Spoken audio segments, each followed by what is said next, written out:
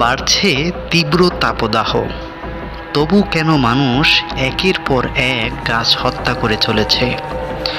পৃথিবী নামক গ্রহটি যেন তার অস্তিত্ব হারাতে বসেছে। বোকা মানুষেরা প্রযুক্তির পিছনে ছুটছে, তারা জানে না যে গাছের বিকল্প হয় না। আজ মানুষ প্রমাণ করেছে যে তারাই এই গ্রহে সবচেয়ে নির্বোধ, আর এই নির্বুদ্ধিতার মাসুল তাকেই গুনতে হবে। সেদিন বেশি দূরে নয় যখন তাপমাত্রা হবে 50 ডিগ্রি। কি ভয়ানক পরিস্থিতি হবে তখন! তবুও বিষয়টিকে আমরা একদমই আমলে নিচ্ছি না। আজ সমস্ত কাজ বাদ দিয়ে যেখানে আমাদের অসংখ্য গাছ লাগানোর কথা, সেখানে আমরা এসি লাগিয়ে ঘরবন্দি হওয়ার ব্যবস্থা করছি।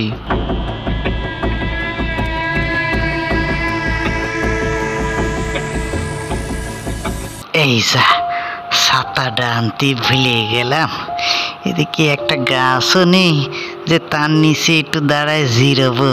বাপরে, মনে হচ্ছে মাথার মগজ সিদ্ধ হয়ে যাচ্ছে। গরমে মাথাটা টন টন করছে, গলাটা শুকিয়ে একেবারে কাঠ হয়ে যাচ্ছে, সারা শরীর একেবারে জ্বলে যাচ্ছে। কি গরম! কেডায় যায়? সাত্তারের পোলা বসির না? বাবা বসির, একটু দাঁড়াও। আসসালামু আলাইকুম চাচা, কেমন আছেন? এই গরমে এইখানে দাঁড়িয়ে? আর গরমের কথা কি কমু, একটা বড় গাছও নেই যে তার ছায়ায় একটু দাঁড়াবো। তা তুমি বাবা কি লইয়া যাইতাছ? যে গরম পড়িছে চাচা, এসি না লাগালে হচ্ছে না। তোমরা এ যুগের শিক্ষিত পোলা, ঘরে এসি লাগাইয়া ঘরের মধ্যে পার পাইলা, বাহিরটা সামলাইবা কেমনে? আমাদের বাঁচতে হইলে এসি না, গাছ লাগাইতে হইব, এবং তা অনেক বেশি বেশি করে।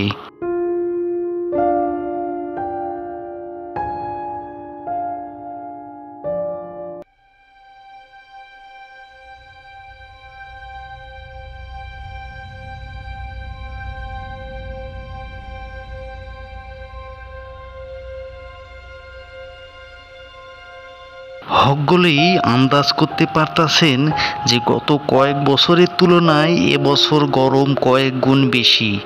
এর একটাই কারণ, গাছপালা কমে যাওয়া। এবছর 41 ডিগ্রি, আগামী 5 বছর পর দাঁড়াবে 50 ডিগ্রি। তাইলে আমাগো পোলাপানগো সময় কি হইব?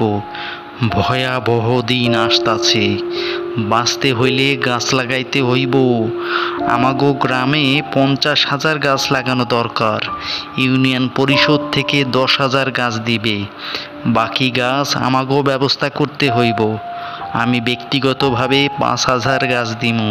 যত খালি জায়গা পামু, রাস্তার পাশে, পুকুরের পাড়ে, জমির আইলে, ঘরের আঙ্গিনায় গাছে ভইরা ফেলাও। এ সংগ্রাম আমাদের বাঁচার সংগ্রাম, নইলে কেউ প্রাণে বাঁচব না আমরা।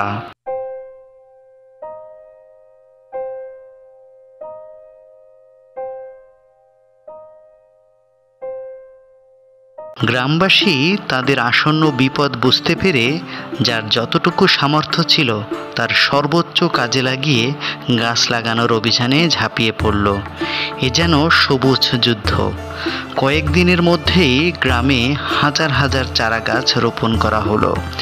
একটা খালি জায়গাও পড়ে রইল না।